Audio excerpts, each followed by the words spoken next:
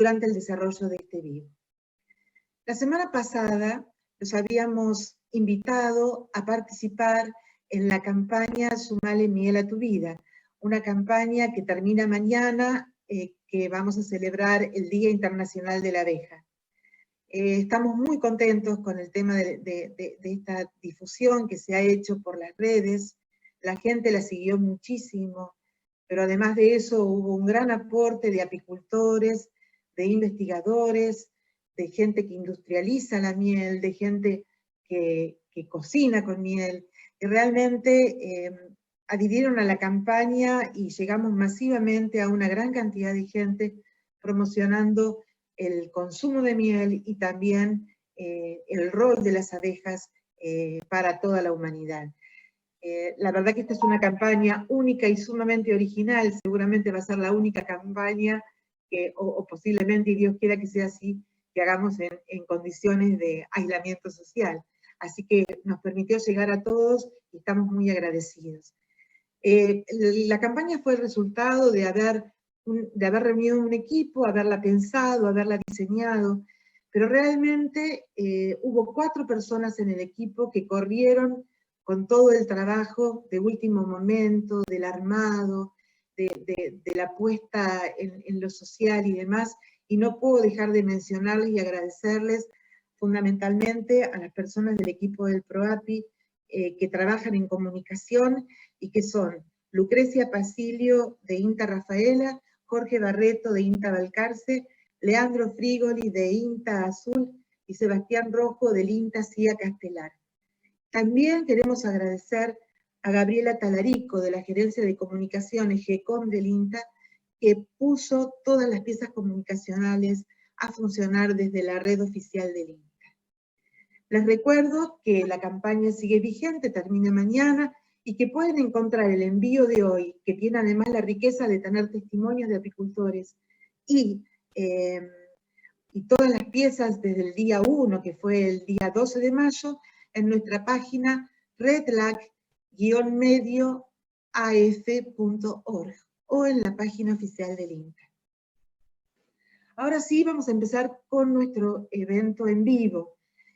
Como les decíamos la semana pasada, para este encuentro hemos dejado temas sumamente importantes y lo hemos visto en las preguntas que ustedes llegaron a hacer en el foro, no solamente en las preguntas, también en las discusiones. Hubo hilos de discusión muy interesantes y eso es lo que vamos a comentar en los primeros minutos hasta que nos empiecen a llegar las preguntas vía chat.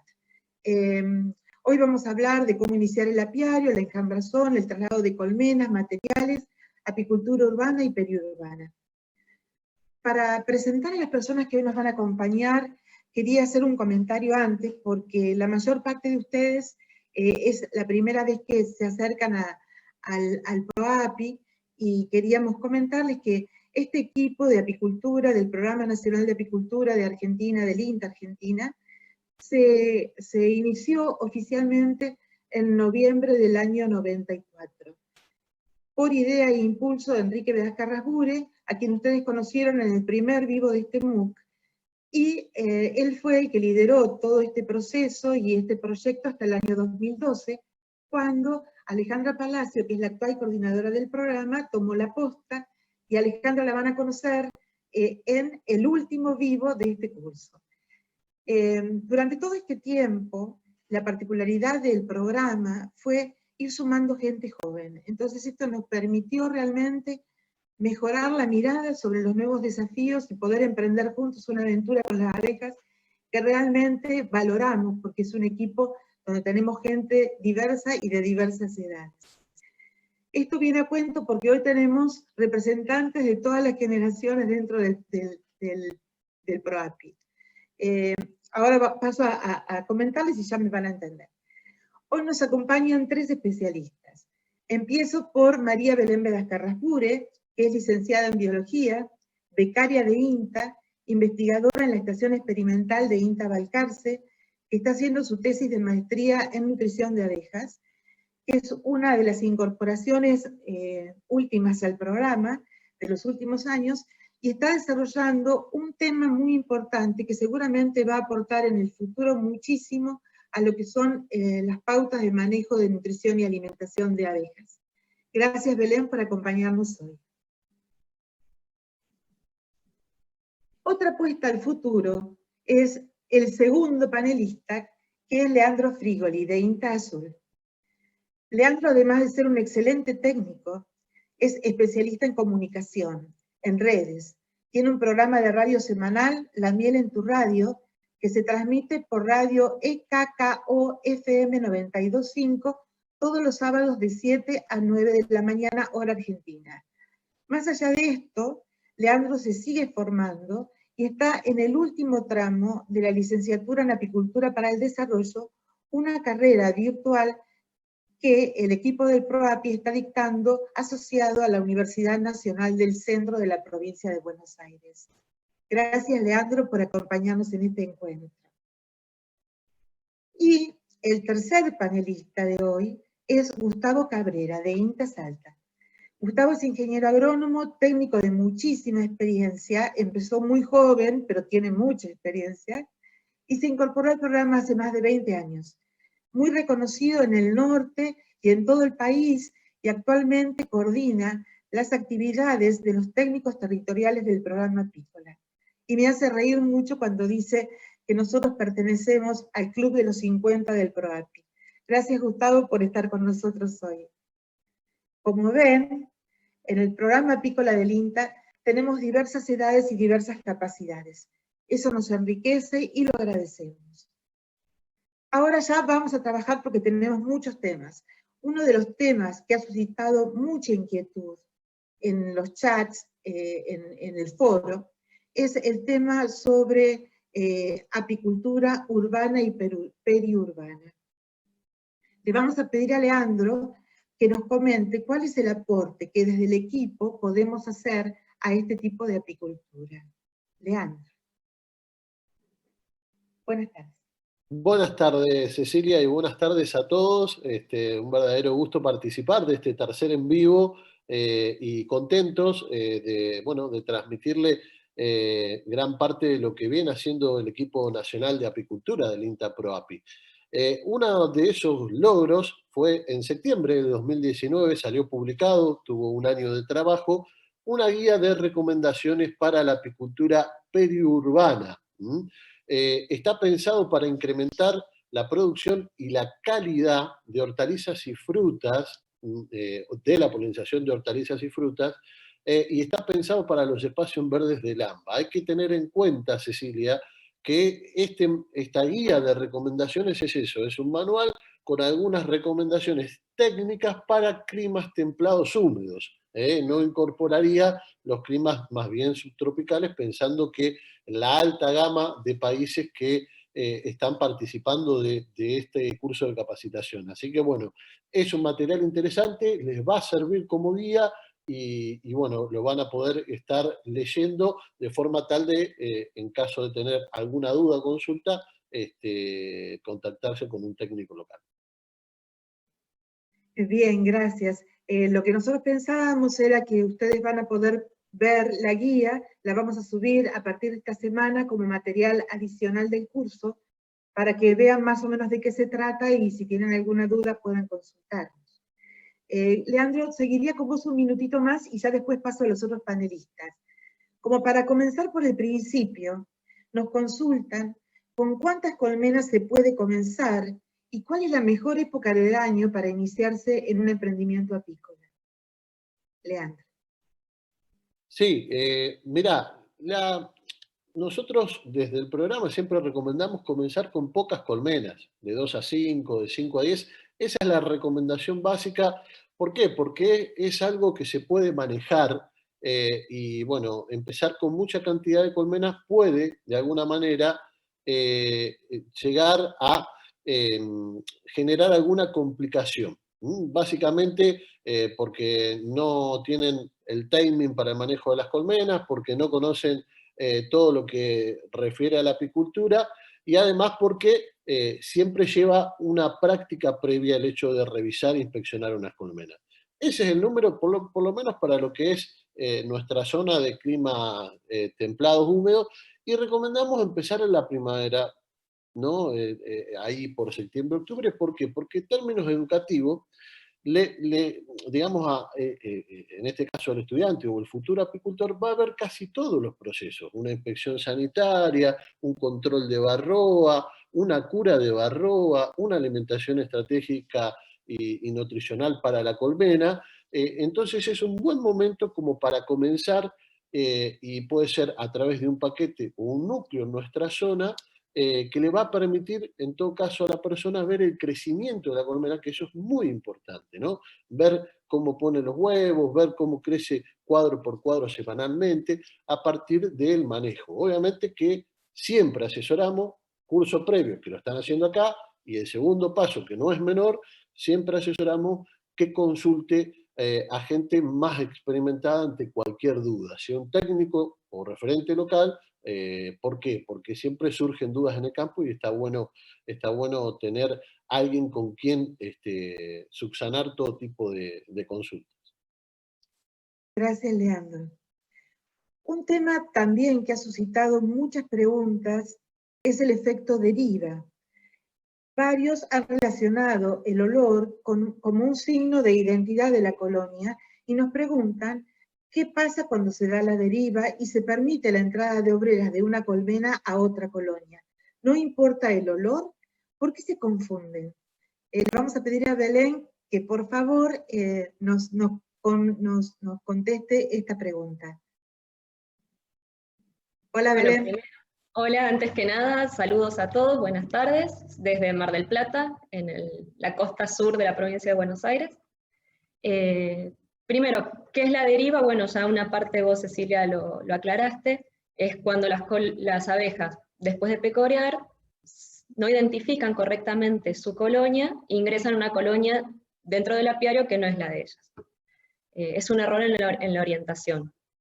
¿Cómo se estudia esto desde los trabajos que nos dan la información, los trabajos científicos que nos dan la información? Lo que se hace es tomar un grupo de abejas de edad controlada, las marcamos con un color que identifica la colonia, se las devuelve y se hace un monitoreo del apiario, entonces sabemos cómo se van moviendo las abejas, cómo se va dando esta deriva en los apiarios.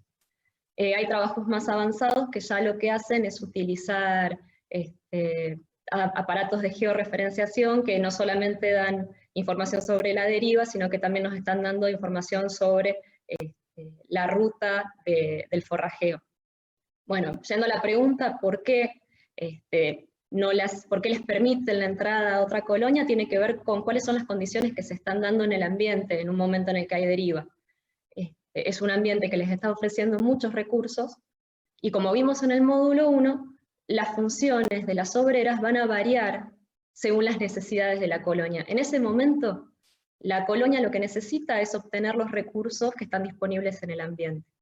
Entonces, va a haber menos las guardianas, las obreras que estaban cumpliendo la función de guardiana se van a volcar a la función del pecoreo, es decir, a la obtención de recursos del ambiente. No va a haber tantas guardianas, por lo tanto no va a haber control en el ingreso a las piqueras, y las abejas que están además ingresando con recursos van a poder entrar a las otras colonias. ¿Por qué se da? ¿Por qué se desorientan de esta manera? Hay muchos estudios que indican que hay distintos factores que afectan este proceso, pero en gran parte se debe a que el apiario en sí implica una densidad de colonias mayor a las que las abejas van a encontrar naturalmente. O sea, hay más colonias juntas de las que habría normalmente y eso las lleva a confundirse. Además de esto, hay determinadas disposiciones, formas de disponer las colonias en el apiario que favorecen la deriva. Estos estudios que yo les contaba, cómo se van haciendo, que se van marcando las abejas, vamos viendo cómo derivan hacia otras, nos demuestran que, por ejemplo, la colocación de las colmenas en línea es una de las formas que más favorece a la deriva de las abejas. ¿Qué es lo que genera? Que las abejas del centro de la colonia tienden a volcarse hacia los extremos de la línea. Entonces nos deja con colmenas sobrepobladas en las colmenas exteriores, y el centro queda con poca cantidad de abejas. Muchas gracias, Belén, creo que ha quedado muy claro. Y vamos ahora a seguir con este tema de deriva y disposición de colmenas. Y le vamos a preguntar a Gustavo. Hola Gustavo, le vamos a preguntar que como decía Belén, el efecto de la deriva está muy relacionado a la disposición de colmenas, que algunos preguntan por qué si la distribución en círculos es mejor, la gente tiende a utilizar la distribución lineal. Gustavo. Hola, buenas tardes a todos, un saludo cordial desde Salta, desde el noroeste argentino, de la localidad del Galpón. Bueno, este es un tema, la verdad que es una muy buena pregunta, ¿no?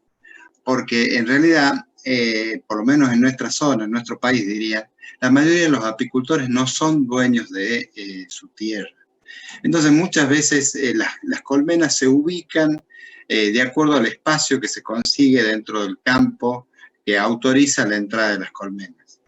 En este aspecto y sobre todo cuando se da, cuando uno mueve las colmenas, cuando hay transhumancia, muchas veces se colocan las colmenas en líneas largas. Eso sin duda es un error y favorece lo que recién nos explicaba Belén, o sea, esas líneas largas terminan con colmenas mucho más fuertes en los extremos.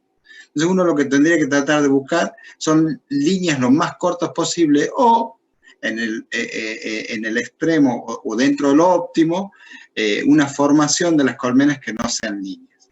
En este aspecto, ubicar las colmenas en un semicírculo ayuda muchísimo a evitar este efecto de deriva dentro del apiario. Acá hay una pregunta que nos está llegando que la vamos a aclarar porque es un tema de denominación. Preguntan, ¿colonia y colmena es lo mismo? Para nosotros no es lo mismo. La colonia es la parte de los seres vivos de una colmena. La abeja, la reina, las obreras y los zánganos. La colmena es la parte viva metida en una caja. Esa es la colmena. Por eso hablamos de distribución de colmenas y no de distribución de colonias. Hablamos de enfermedades de la colonia y no enfermedades de la colmena. La colonia son los seres vivos, la colonia más el material de madera son las colmenas. Dicho esto, porque me parece que lo debemos aclarar, porque si no es como que hacen ruido las palabras y por ahí no entendemos lo que decimos, vamos a seguir con el tema de la distribución de colmenas. Gustavo, en relación a la distribución en círculos, preguntan, ¿no les queda para nada claro realmente cómo van a orientar las piqueras, si hacia adentro, si hacia afuera, si las piqueras tienen que estar orientadas en relación a algún punto cardinal en especial?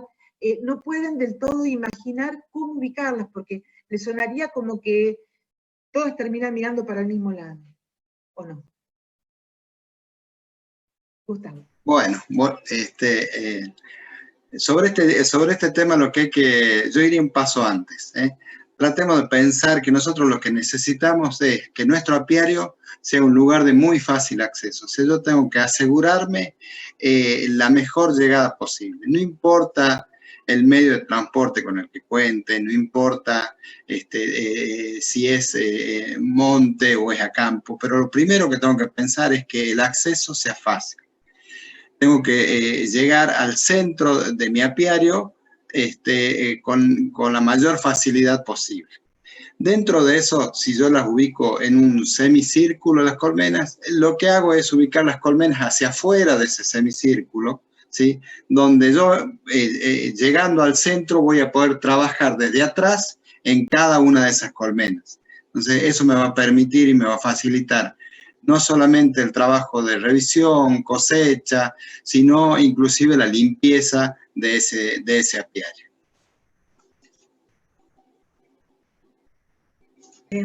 Otro tema que fue muy polémico, yo creo que fue uno de los puntos que más han discutido en el foro ustedes, es el tema de la enjambrazón. Cuando nosotros veíamos el foro, veíamos que algunos no comprenden por qué es un efecto no deseado cuando se puede utilizar para multiplicar colonias.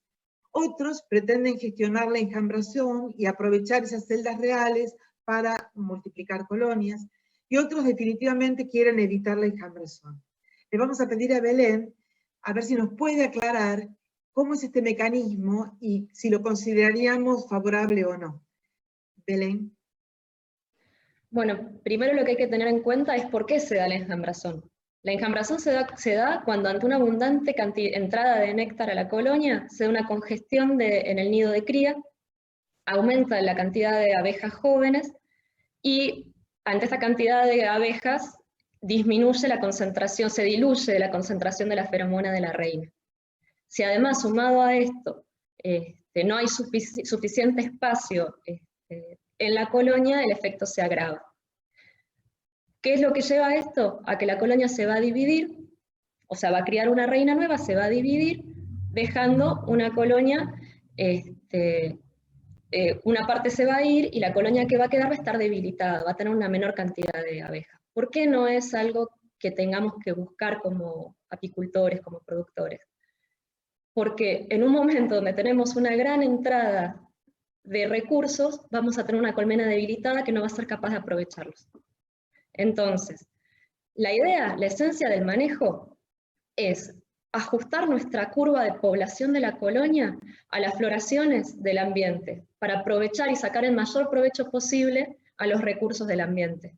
Si nosotros dejamos que nuestras colmenas se enjambren, no vamos a tener esos recursos en nuestras colonias para aprovechar, no vamos a tener suficientes abejas para aprovechar los recursos que está ofreciendo el ambiente.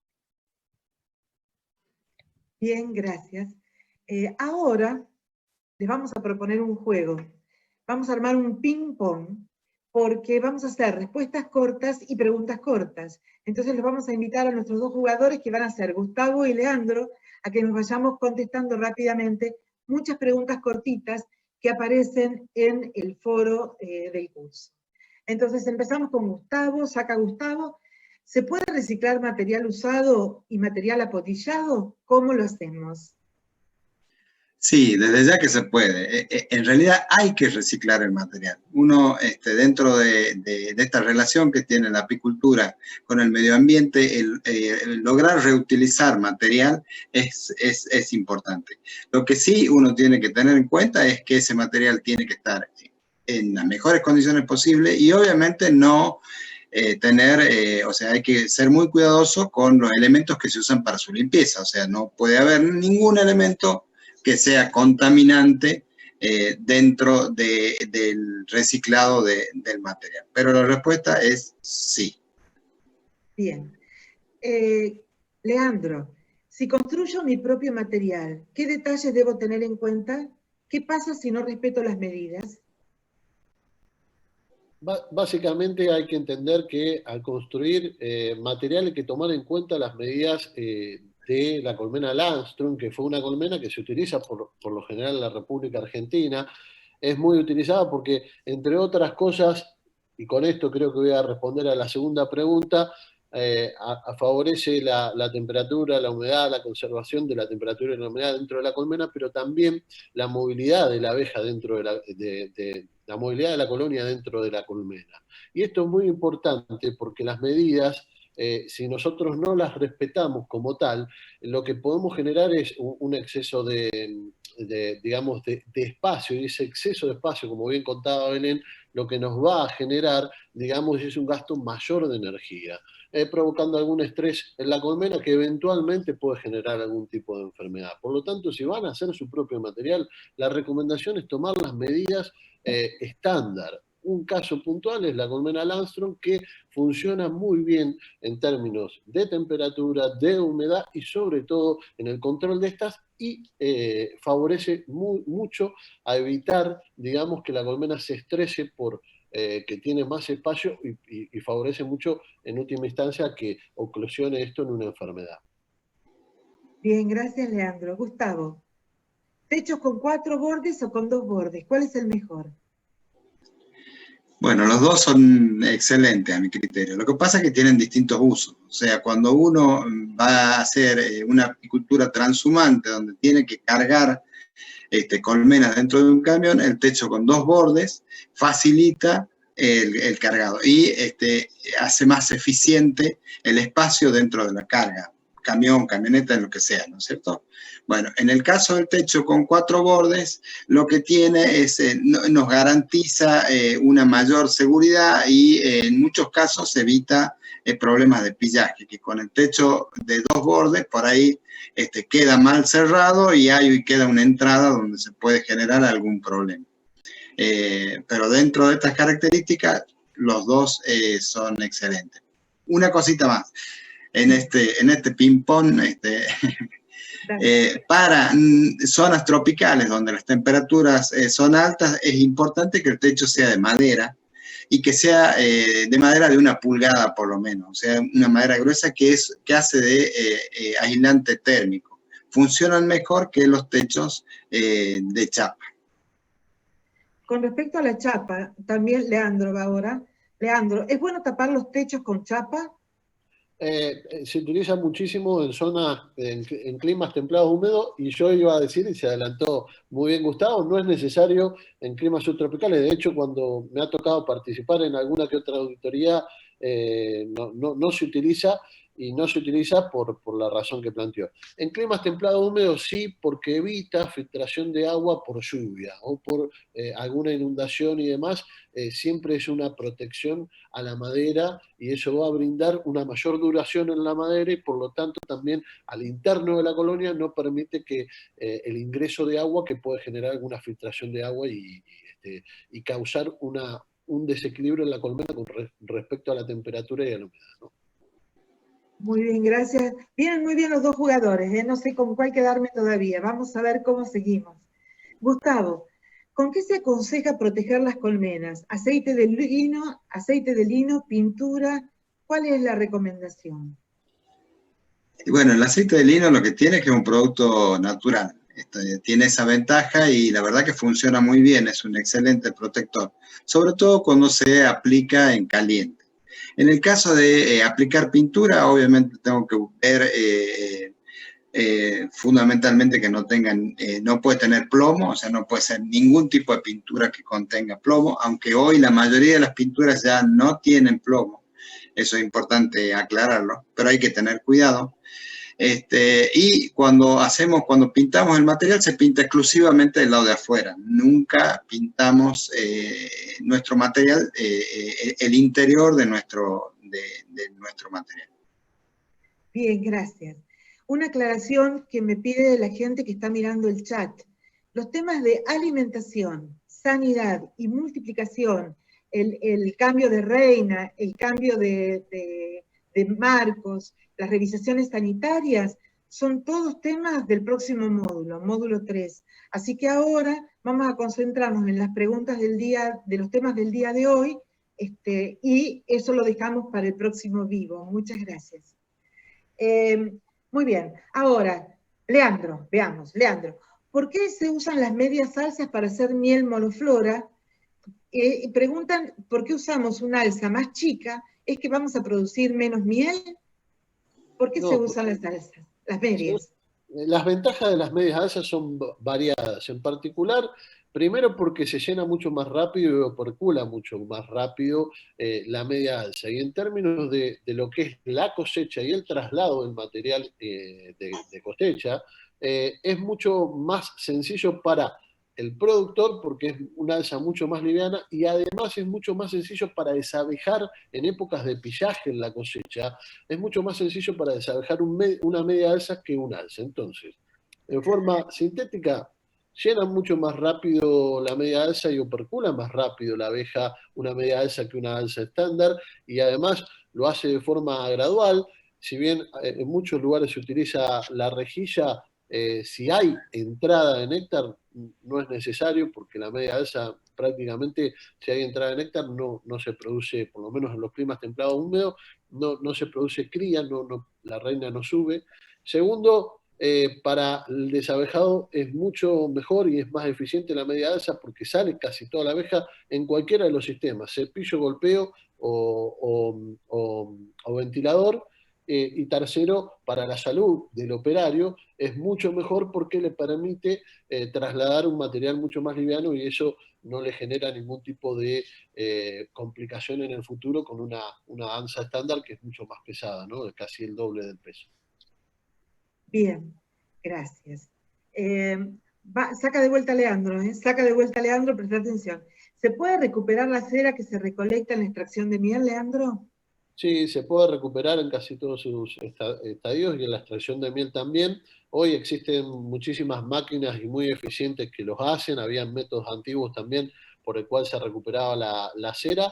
El hecho de recuperar la cera le permite al apicultor poder hacer el intercambio de cera virgen por cera estampada, y eso es muy, muy importante. Así que lo pueden recuperar de la sala de extracción, y es necesario que lo recuperen porque esa cera virgen es la que le permite hacer digamos, el círculo, y es muy importante para el productor porque recibe cera estampada para estampar sus próximos núcleos, sus próximas alzas molares. Bien, gracias. Gustavo, ¿cómo sabemos si la cera está adulterada? Bueno, a ver, yo lo voy a plantear esto desde un punto de vista práctico, o sea, como apicultor saber si la cera está adulterada o no, la verdad que es muy complicado. Entonces, uno lo que tiene que buscar en estas cosas es asegurarse la calidad del producto que está comprando. Hoy en Argentina la cera es algo caro, no es un producto barato, por ende uno lo que tiene que buscar es el proveedor adecuado que le brinde un producto de buena calidad. A nivel apicultor, ¿qué hace uno normalmente? Las que prueban, entre comillas, la cera, las que se fijan o nos dicen si está bien o no, terminan siendo las abejas. Y cuando uno se da cuenta de que la cera estaba adulterada o no era buena, cuando la colmena no toma, cuando la colonia no toma esos cuadros que uno le agregó a la colmena. O sea, no los labra, no los utiliza. Entonces, ese momento es demasiado tarde. Entonces, uno lo que se tiene que asegurar es un proveedor de cera de calidad. Bien, gracias. ¿Por qué una colmena, Leandro, puede rechazar las placas de cera que le ponemos? Puede ser por varios motivos. Uno de los más principales que se da tiene que ver con el tema de el uso o el exceso o el abuso de parafina que hay dentro de la cera. La mayoría de las ceras tienen un grado de parafina, pero si hay un grado mayor que el recomendable, puede haber que no haya una aceptación de parte de la abeja hacia esa cera para que la estire. Pero también muchas veces se pone en cera en colmenas tipo 3, que decimos, digamos, colmenas chicas, que eso hace que tampoco la abeja tome la cera. Digamos, son como distintos factores que hacen que por ahí no tome una placa, pero habiendo entrada, digamos, recursos en el ambiente, que lo vieron en el módulo anterior, habiendo recursos en el ambiente y, digamos, floración y una temperatura y un clima, un ambiente que favorece a la recolección de néctar, cualquier cera, más o menos en una semana lo tienen que estar estirando en tiempo de crecimiento de una colmena. Si no es así, es porque es un problema de la cera, que puede ser, o porque lo están haciendo con colmenas chicas que no la están tomando. Bien, gracias, gracias, Lea. Última del ping-pong para Gustavo. ¿De qué material es la rejilla excluidora? ¿Es ventajoso usarla, Gustavo? Bueno, la rejilla excluidora generalmente son de dos materiales distintos. Uno son metálicas y el otro es material plástico. Un tema que hay que tener en cuenta en cuanto a la rejilla es el costo, ¿sí? Si nosotros trabajamos con medias alzas, con las ventajas que nos comentaba Leandro hace un segundo, donde no solamente nos hablaba del desabejado, sino también del peso, que para los que tenemos los sobre 50, digamos, ya estamos, termina siendo importante. Podemos trabajar sin rejilla excluidora, ¿sí? Si uno quiere aplicar, o sea, si quiere utilizar las rejillas de las que se venden comercialmente, las dos funcionan bien, material metálico o plástico. Bien, muchas gracias. Comentarles ahora que somos más de 1.200 personas conectadas, que nos está viendo gente desde México, Uruguay, Colombia, Ecuador, Argentina, Paraguay, Perú, Venezuela, España, Costa Rica, Chile, Panamá, Guatemala, Puerto Rico, Brasil, Alemania, República Dominicana, Honduras, Bolivia, Indonesia y Nueva Zelanda. A todos les damos la bienvenida y les agradecemos que estén participando de este vivo del MOOC Apicultura. Mientras los jugadores descansan, vamos a seguir un poco la conversación con Belén, con otra consulta que ustedes estaban reiterando bastante en el foro. Cuando decimos que hay un alza para la cámara de cría y una superior para reservar miel, ¿eso se da porque se separan con un filtro? ¿Cómo pasan las abejas de un lugar al otro? Con respecto a la cámara de cría, también quieren saber si la miel que se deposita en la cámara la suben después al alza melaria o qué hacen con la miel de la cámara. ¿Belén? Bueno, lo primero que hay que tener presente ante esta pregunta es que los recursos, digamos, la distribución de recursos en toda una colonia es dinámica. O sea, las obreras van distribuyendo los recursos según las necesidades de la colonia. Esas necesidades principalmente es la necesidad de espacio que necesita la reina para poner huevos. Entonces, los recursos se van a ir moviendo de acuerdo a eso. En primer lugar, el néctar ingresa y es colocado en la cámara de cría, que es lo que está más cerca de la entrada. A medida que se va necesitando el espacio, las obreras van cambiando de lugar el néctar y lo van llevando hacia las alzas melarias. La reina es la que va a determinar este flujo por la delimitación del área de cría. Como les contaba Gustavo, se puede, o sea, bajo ciertas circunstancias, algunos apicultores lo que hacen es forzar esta separación por el medio de la utilización de una rejilla excluidora, que es lo que les hablaba Gustavo hace un ratito. ¿Qué es lo que hace esta rejilla? Tiene un tamaño tal que permite el paso de las obreras, pero no de la reina. Entonces limita los lugares donde la reina puede poner huevos dentro de la colonia. Vamos a abordar otro tema que salió mucho en el foro, que es el traslado de colmenas.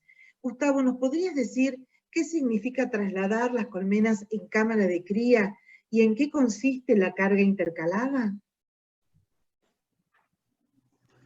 Bueno, cuando hablamos de trasladar en cámara de cría es cuando ya se hizo la cosecha o sin medias alzas, sin alzas sobre nuestra colmena, o sea, nuestra cámara de cría, ahí es donde hacemos el traslado. Esto nos facilita sobre todo la carga y descarga del material. Esto es bastante más sencillo haciéndolo en cámara de cría. Y cuando hablamos de cargar intercalado, hagamos un ejercicio práctico. Nos imaginemos nuestro apiario en este semicírculo en el que hablábamos hace un rato. Entonces yo voy tomando colmena de por medio y cargando colmena de por medio en el transporte que me toque para la movida de las colmenas, ¿sí?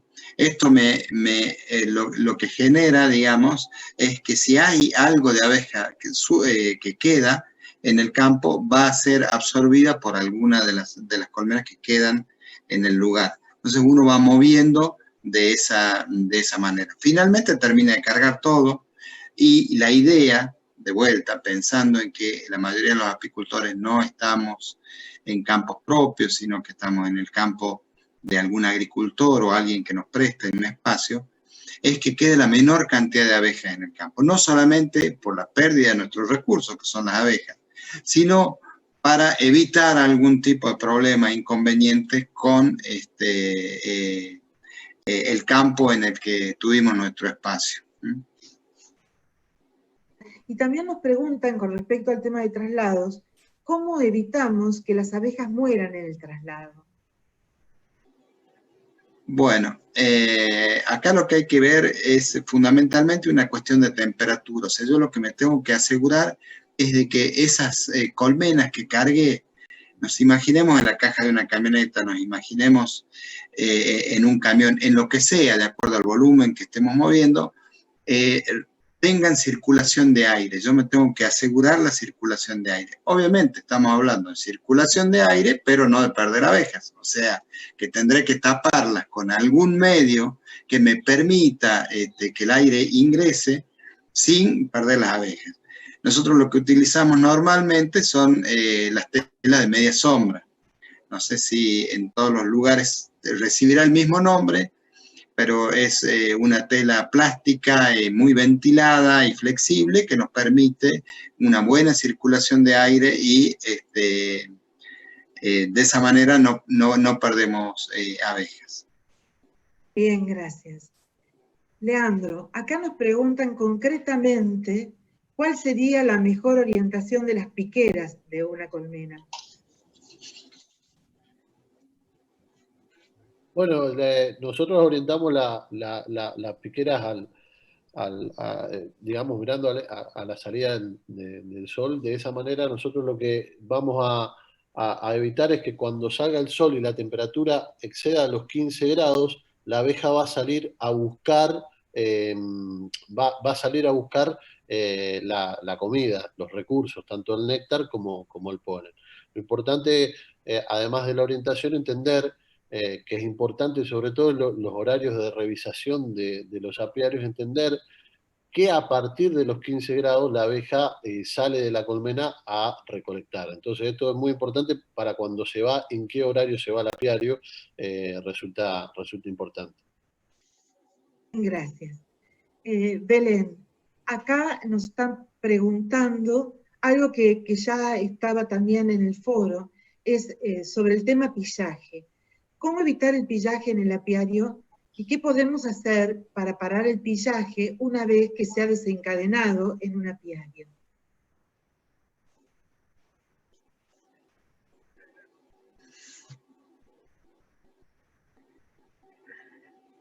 Una vez que se desencadenó el pillaje es muy difícil de detener. La idea es hacer un manejo de tal manera que el pillaje no se desencadene. O sea, vamos desde el principio, el pillaje se produce cuando hay una escasez muy grande de recursos y las abejas empiezan a entrar a las otras colmenas en busca de miel. Una vez que este comportamiento se desencadenó, es muy difícil de contrarrestar.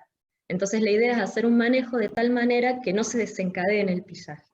¿Cómo se puede lograr esto? Primero, abriendo las colmenas, cuando están dadas estas condiciones, solamente lo indispensable, que permanezcan abiertas la menor cantidad de tiempo posible, una buena utilización del humo, no dejar material que no esté en uso, y controlar bien que todas las, bueno, bien lo dijo Gustavo con el tema de los techos de 4 y 2 tap de lados, cualquier endija que quede en las colonias también puede ser utilizada para el ingreso de abejas de otras colonias.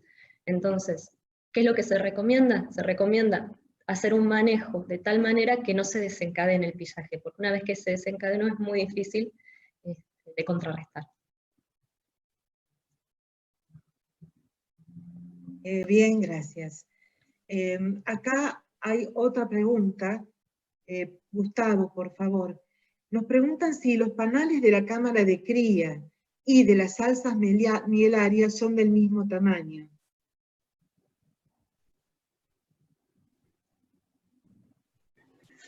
Bueno, acá hay que ver, o sea, tenemos que tener en cuenta un poco, cuando hablábamos o cuando leyeron el módulo, hablábamos de 3 medidas distintas dentro de lo que se puede utilizar como alza melaria, ¿no es cierto? Hablábamos de medias alzas, de 3/4 y de alza completa.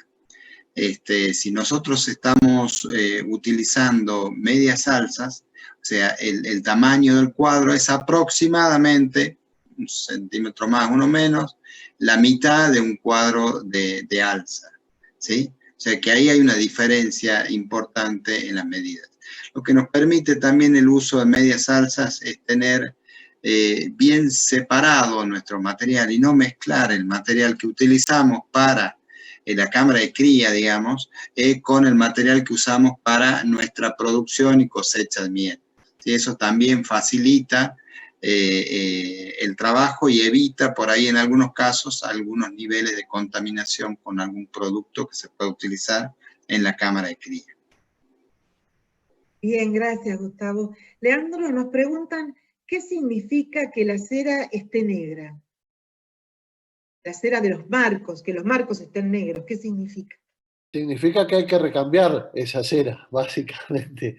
¿Por qué? Porque cuando la cera está negra, lo que hace la cría, tanto la cría como digamos, tanto la cría como poner polen, digamos, colocar polen en la abeja o néctar, pero la cría, mientras va creciendo de huevo, pasa a larva, de larva pasa a pupa y a prepupa, lo que hace es sacar como unas capas, como bueno, ahora no me va a salir la palabra, como una seda o tela, ¿no? Que hace que crezca y eso deja y cambia la coloración de la cera. Pero no solamente la coloración cambia, sino también el diámetro de las celdas. Y esto no es un dato menor porque al cambiar el diámetro y la coloración, lo que se da cuando el cuadro digamos, está más oscuro, lo que se recomienda es retirar un 30% de esa cera de la cámara de cría. ¿Por qué? Porque vamos a tener menos cantidad de postura de cría, menos cantidad de cría se va a dar y se va a poner en los cuadros que son negros. Esto hay estudios que están comprobados que es así. Por lo tanto, recambiar el 30% siempre. Si el cuadro empieza de acá, se recambian los últimos cuadros y se va agregando al lado del alimentador el cuadro de cera estampada nueva y entonces, si vos tenés la costumbre de recambiar 3 cuadros al año, vas a mantener en lo que es la cámara de la cría, vas a mantener los cuadros con cera que no sea negra. Y toda la cera negra que se da en las alzas melarias, todos los años hay que sacarlas y fundirlas, ¿no? Eso sería lo ideal. Bien. Gustavo, acá nos preguntan con qué frecuencia pueden trasladarse las colmenas. Parece que están mudando. Bueno, lo ideal es no hacer muchos movimientos durante el año, o sea, normalmente lo que se hacen es 1 o 2 movimientos durante la temporada. ¿En qué estamos pensando? O sea, acá hay 2 conceptos que me parece que son importantes. Uno es la parte económica, o sea, mover colmenas no es algo barato. Y el otro es, desde el punto de vista de la colonia, nosotros necesitamos que se sienta y trabaje lo mejor posible. Para esto necesita un periodo de adaptación al ambiente que la recibe. Obviamente ese periodo de adaptación es más corto cuando mejor es el ambiente que la recibe, es decir, estamos hablando de que hay una buena entrada y todo, la colonia se adapta muchísimo más rápido.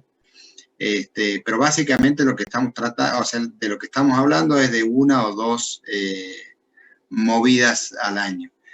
En algunos casos, por ahí, si uno elige mal el lugar del apiario o tiene problemas con el dueño del campo o lo que sea, tendrá que hacer algún movimiento extra, ¿sí?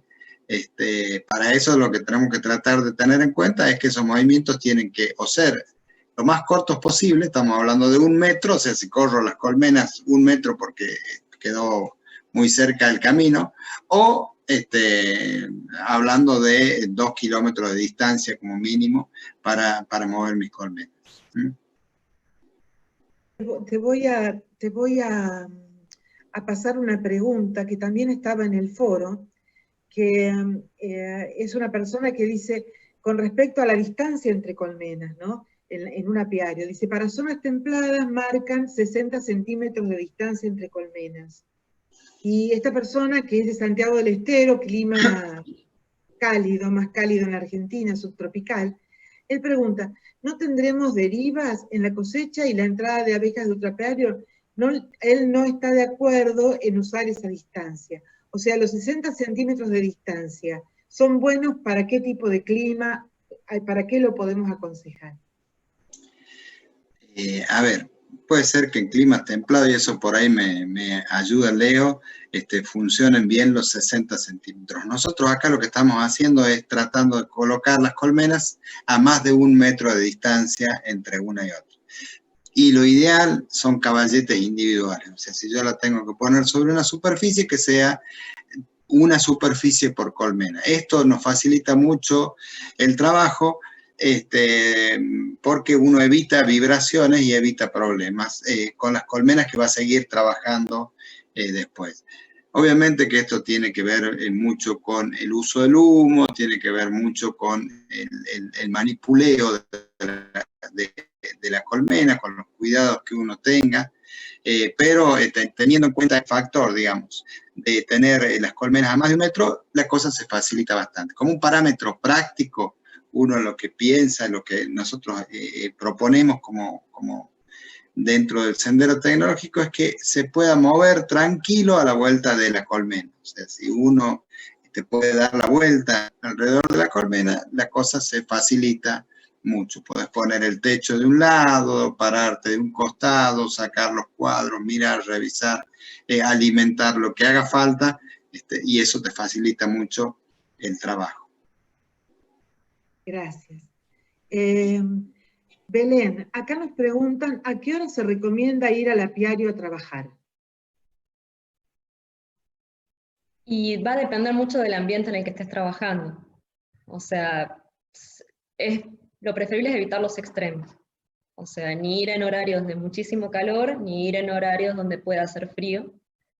La idea es abrirlas cuando ellas están activas. No sé si alguno de los chicos quiere aclarar algo más. Ahí Gustavo, parece que Gustavo.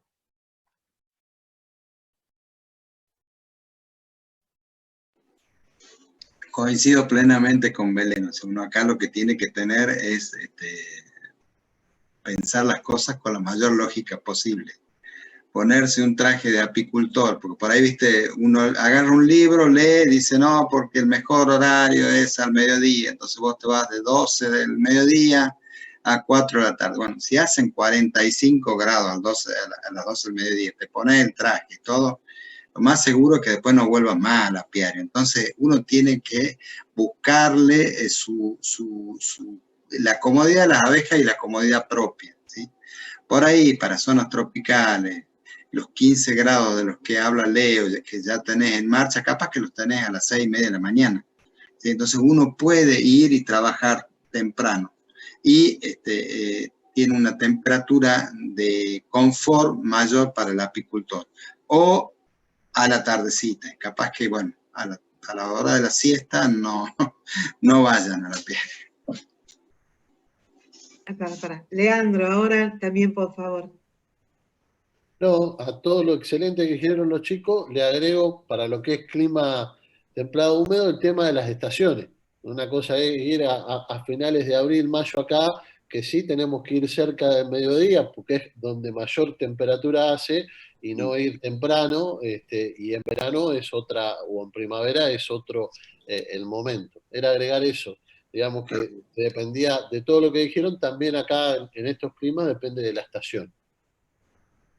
Acá hay una pregunta también.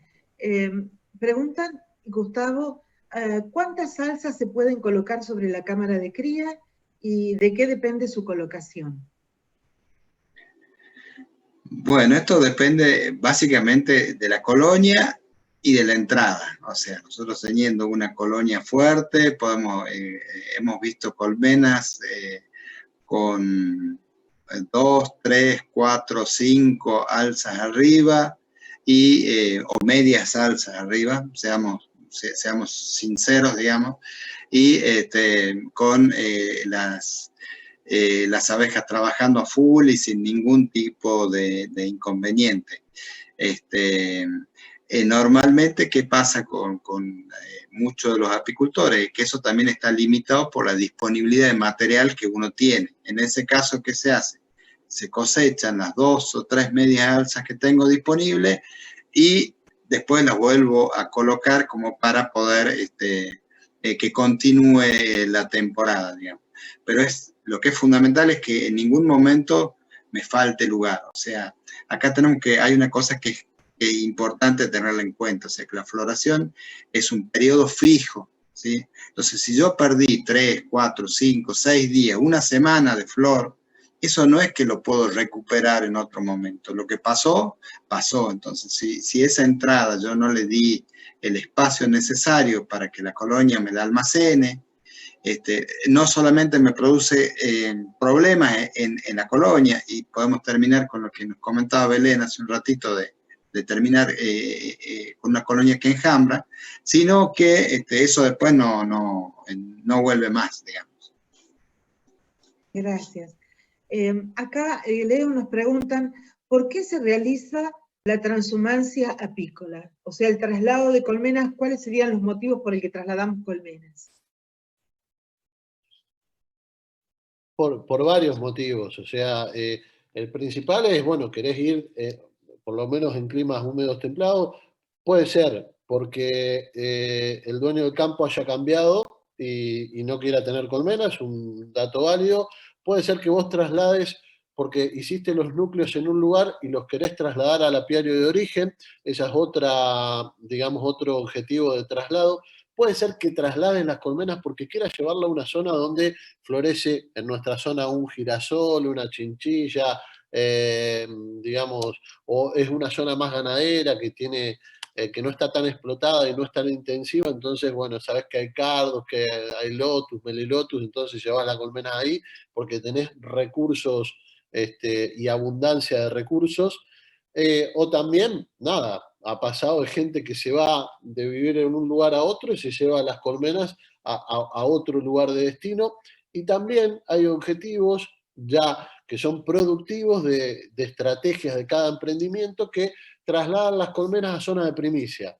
Para hacer, de zonas de primicia se llama aquellos lugares que florece o que hay recursos antes que en tu zona. Entonces, para ser reina, con distintos objetivos de producción. Entonces las trasladan al monte, al sur, y ahí multiplican colmenas y después las traen, ¿no? O multiplican colmenas para vender, digamos. Son distintos objetivos, pero básicamente cuando se traslada las colmenas se puede dar por un sinfín de motivos. El mayor que se da en estos emprendimientos productivos de la pampa húmeda están ligados traslado de colmenas para zona de primicia y traslado de colmenas que son núcleos que los llevas a distintos campos o buscando distintos recursos, trasladás las colmenas ya en época de zafra, en época de cosecha. Bien, gracias. Solo para aclarar, piden acá en el chat que aclaremos, se dice que las piqueras deben estar orientadas a donde sale el sol. ¿Cómo es que deben colocarse en círculo o semicírculo? ¿Ya no estarían dirigidas todas a la salida del sol?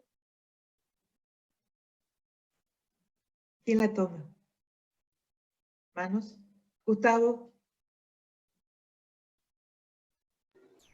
Bueno, cuando hablamos de un semicírculo, está bien, no todas quedarán exactamente mirando hacia el este, pero sí para nuestro hemisferio, para el hemisferio sur, si uno le da una orientación noreste, la mayoría te van a quedar mirando hacia ese punto, digamos. Bueno, y de vuelta, como decíamos, en muchos casos, o en la mayoría de los casos, los apicultores se tienen que, no sé si será la palabra, pero acomodar al espacio que tienen. Bueno, entonces uno tiene que buscar la forma de ordenar las colmenas de la mejor manera posible, teniendo en cuenta esos factores. O sea, si ustedes me dicen, para que queden todas mirando hacia el este, voy a armar una sola línea larga de 70 colmenas, yo les diría, prefiero que hagan 2 semicírculos, aunque no les dé a todas exactamente el sol al amanecer, es mucho más eficiente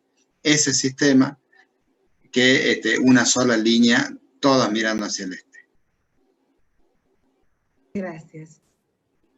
Una de las cosas que siguen preguntando, que no sé exactamente cuál es la duda, es el tema de la disponibilidad de agua para las abejas. ¿Alguien podría hacer un pequeño resumen de este tema, disponibilidad de agua para las abejas?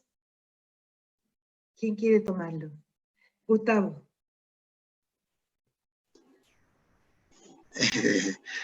Acá, en nuestra zona, que es, una zona para que se den una idea, monte chaqueño, o sea, lo que es el Chaco americano, con una precipitación aproximadamente entre 600 y 700 milímetros al año. La disponibilidad de agua es importante, muy importante. Entonces, eso lo mejor es pensarlo en el momento que nosotros vamos a ubicar nuestro apiario, o sea, tener agua disponible cerca. Tratando de evitar esto de tener que ponerle agua en forma permanente al apiario. ¿Por qué? Básicamente por una cuestión de logística, una cuestión práctica, digamos. O sea, esto tiene que ser lo más fácil posible para que la apicultura funcione, para que el apicultor quede trabajando y pueda trabajar bien. Hay que pensar las cosas de una manera que sea lo más sencilla posible. Entonces yo además de todo el trabajo, tengo que pensar que semanalmente le tengo que llevar 2 tachos de 200 litros de agua, la verdad que se me complica. Pero hemos visto, y acá hay chicos que lo probaron en la zona, y mientras que más cerca estamos del agua, los rendimientos son mejores. Puede ser que haya un efecto floración y puede ser que haya un efecto también de disponibilidad del recurso. Lea, Leandro quiere agregar algo. No, que en esto de estar conectados, hiperconectados en esta realidad, agradezco a Laura, porque se me escapó un detalle en la pregunta de para qué se hace la transhumancia, que Laura Urini, que está viendo el vivo, le mandamos un saludo desde acá, me dijo que te olvidaste para polinizar los cultivos, tanto para semilla, para monte, entonces vale la aclaración porque me había olvidado eso, y le agradezco a Laura que me hizo el aporte. Acá preguntan si hay algún color especial que tenemos que evitar al pintar las colmenas. Gustavo, ¿algún color especial que debemos evitar? Bueno, todo lo que sean colores oscuros, todo lo que sean colores oscuros son complicados, ¿no? O sea, nosotros lo que tratamos de utilizar generalmente son colores claros, ¿sí? Por 2 razones. Uno es, bueno, primero porque le facilita el trabajo a la colonia. Y la otra es por una cuestión de temperatura, sobre todo en zonas donde la temperatura puede ser una limitante, o sea, donde hay altas temperaturas. Lo que sea material oscuro tiene una mayor concentración térmica y esto puede producir problemas serios. Así que tratamos de utilizar colores oscuros. Normalmente el blanco para lo que es pintura. Bien, gracias. Bueno, ya vamos redondeando. Tenemos acá una pregunta que nos dicen cómo contactar a un técnico y si hay algún listado. Cuando nosotros empezamos este curso, les dijimos que la idea es estar cerca, y estar cerca en estos tiempos de pandemia es estar conectados, y que cuando se levante la pandemia quisiéramos seguir conectados, encontrándonos en los apiarios, en las unidades demostrativas, en las agencias de extensión. Antes que termine el curso, para los técnicos de Argentina y algunos países con los cuales nosotros ya estamos trabajando, vamos a tener algunas referencias según la localidad para que ustedes puedan contactar al técnico que les quede más cercano. En Argentina tenemos una red de técnicos muy importante, ya van a ver cuando vean la lista publicada, y bueno, ahí se van a poder contactar y poder verse y apoyarse en esto de los emprendimientos apícolas. Con respecto al material disponible, ya vamos a cerrar el tema de las preguntas porque estamos llegando, ya pasamos la hora del límite. Les quería comentar que las listas de flora de Colombia, Argentina, República Dominicana están ya subidas como material adicional al curso. Y también el documento sobre avispa gigante asiática que preparó Genaro Genari después del último vivo que compartimos. Bueno, ya estamos terminando. Agradecerles a nuestros 3 panelistas. Muchísimas gracias, Belén, Leandro y Gustavo. Realmente ha sido un gusto, ha sido una conversación entre amigos. Creo que nosotros 4 lo hemos pasado muy bien. Esperamos que los que participan conectados también lo hayan pasado tan bien como nosotros. Les recordamos que seguimos en la campaña de difusión Sumale Miel a tu Vida, que nos encuentran en redlac-af.org para poder ver todo lo que hemos hecho durante estos 9 días. Mañana termina con el Día Internacional de la Abeja, que vamos a celebrar, por supuesto.